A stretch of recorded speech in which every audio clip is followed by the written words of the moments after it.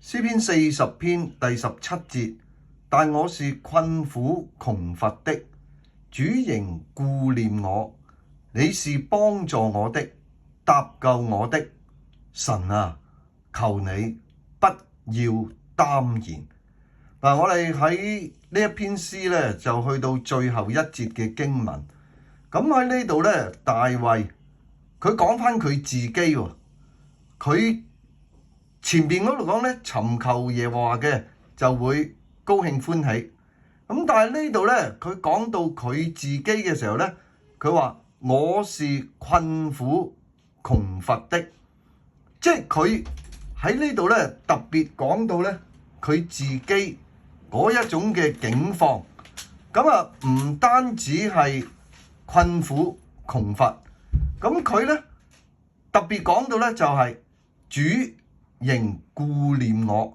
呢個就係好感恩嘅，即係佢一方面體會到佢自己嗰種嘅困苦窮乏嘅境況，但係咧主佢所信嘅神唔單止冇離棄佢，反而咧係仍然去顧念佢。呢個咧就係一個好重要嘅，即係我哋睇到我哋自己嗰啲嘅困難，我哋自己嗰個嘅有限性，好多嘅不足，但係咧神佢仍然係顧念住我哋。咁所以咧呢個咧就係一個好寶貴嘅一段靈性嘅經歷。咁亦都咧大衛繼續講咧，你是幫助我的，搭救我的。我哋睇到咧大衛佢經歷神嘅幫助，佢亦都經歷到神嘅拯救。咁所以咧呢啲嘅經歷成為佢一個嘅認信，佢知道神係幫助佢嘅，佢亦都經歷到神係搭救佢嘅。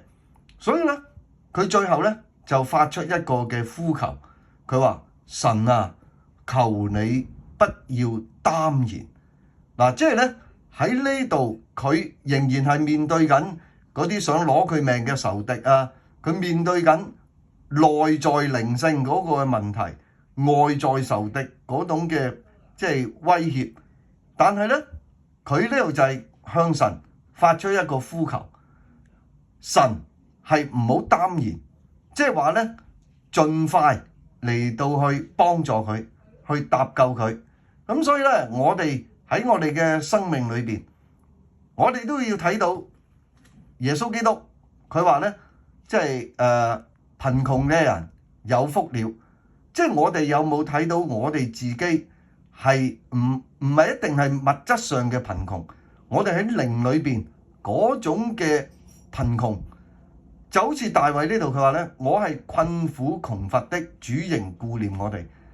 當我哋睇到我哋自己靈性嗰啲嘅缺乏嘅時候，不足嘅時候，我哋就會更加迫切去倚靠神，去倚靠我哋嘅主。